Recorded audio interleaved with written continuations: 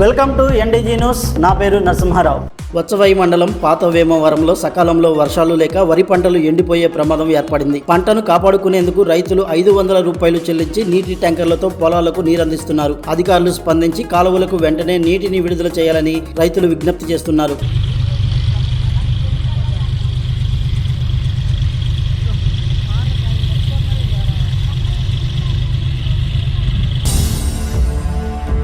నందిగమ 6వ వార్డులో గత నెల రోజులుగా తాగునీటిలో మురుగునీరు వస్తుందని స్థానికులు ఆవేదన వ్యక్తం చేస్తున్నారు. మంచినీరు లేక బయట కొనుగోలు చేయాల్సి వస్తుందని అధికారులు స్పందించడం లేదని వారు ఆరోపిస్తున్నారు. సమస్యను ఉన్నతాధికారులు సత్వరమే పరిష్కరించి మంచినీటిని సరఫరా చేయాలని వేడుకుంటున్నారు.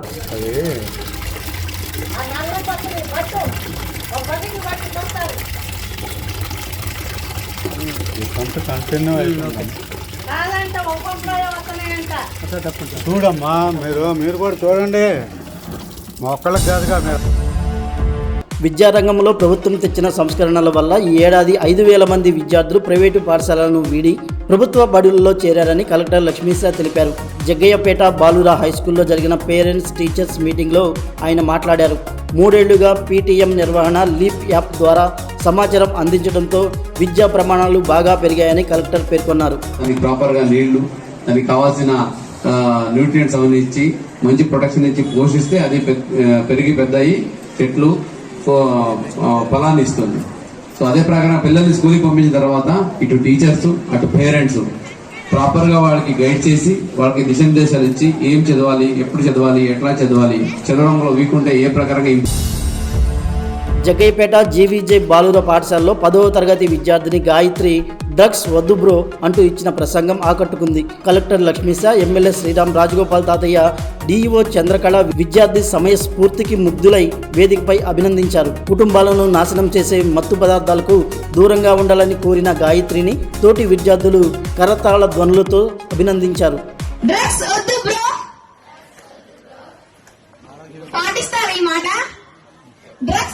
బ్రో, డ్రగ్స్ కి నో, జీవితానికి ఎస్.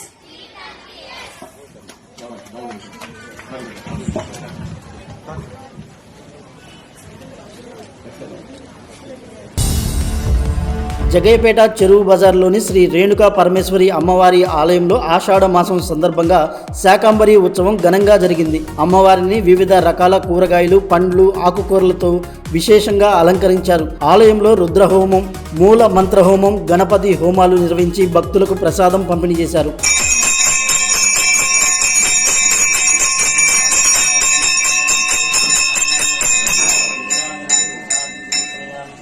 మాతా మహారాజుకి అక్కడ ఫ్యాన్ ఆపారమ్మా.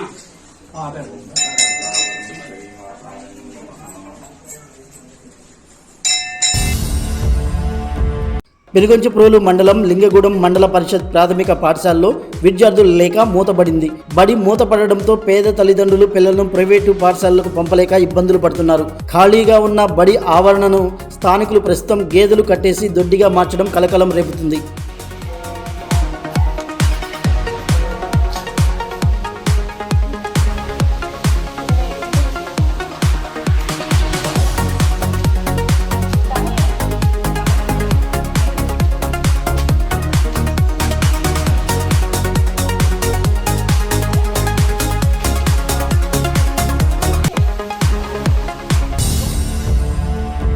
విద్యాశాఖ కేంద్ర మంత్రి ధర్మేంద్ర ప్రధాన్ రాజీనామా చేయాలని డిమాండ్ చేస్తూ ఎస్ఎఫ్ఐ ఆధ్వర్యంలో నందిగామలో చేపట్టిన బంద్ విజయవంతమైంది.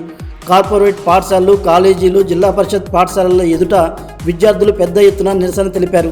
నీట్ పేపర్ లీకేజీకి బాధ్యత వహిస్తూ కేంద్ర మంత్రి తక్షణమే తప్పుకోవాలని, బాధితులను ఆదుకోవాలని నాయకులు డిమాండ్ చేశారు.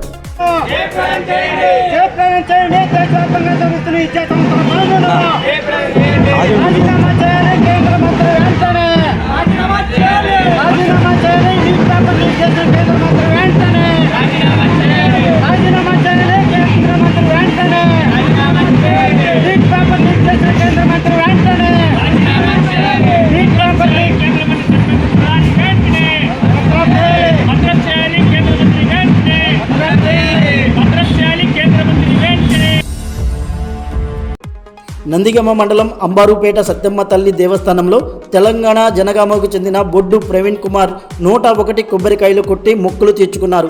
2029లో వైఎస్ జగన్మోహన్ రెడ్డి మళ్లీ ఏపీ ముఖ్యమంత్రి కావాలని కోరుకుంటూ ఆయన ఆలయాన్ని సందర్శించారు. ఈ కార్యక్రమంలో వైఎస్ఆర్ కాంగ్రెస్ పార్టీ ఎన్టీఆర్ జిల్లా అధికార ప్రతినిధి నెలకుదుటి శివనాగేశ్వరరావు, స్థానిక నాయకులు పాల్గొన్నారు. 10,100 కొబ్బరికాయలు కొట్టడం జరిగింది. తెలంగాణలో దేవాలయాలు ముగించుకొని ఆంధ్రప్రదేశ్లో 175 నియోజకవర్గాల్లో జగనన్న రెండోసారి సీఎం కావాలని చెప్పేసి ఒక్కొక్క దేవాలయానికి 100 కొబ్బరికాయలు కొట్టడం జరుగుతుంది. మొన్న జగ్గేపేట నుంచి స్టార్ట్ చేసి ఇక్కడ నందిగామలో కూడా అమ్మవారి ఆశీస్సులు జగనన్న పొందాలని చెప్పి రాబోయే రోజుల్లో జగనన్న రెండోసారి సీఎం కావాలని చెప్పి అధిక మెజార్టీతో జగనన్న గెలవాలని చెప్పేసి అమ్మవారిని మొక్కుకొని 101 కొబ్బరికాయలు కొట్టడం జరిగింది. రాబోయే రోజుల్లో జగనన్న 2019 కన్నా 29లో అధిక మెజార్టీ రావాలని చెప్పేసి 175 నియోజకవర్గాల్లో దేవుళ్ళ ఆశీస్సులు తీసుకొని జగనన్నకు సంపూర్ణంగా ప్రజల ఆశీస్సులు, దేవుళ్ళ ఆశీస్సులు ఉండాలని చెప్పేసి మొక్కడం జరుగుతుంది. జై జగన్, జై జగన్.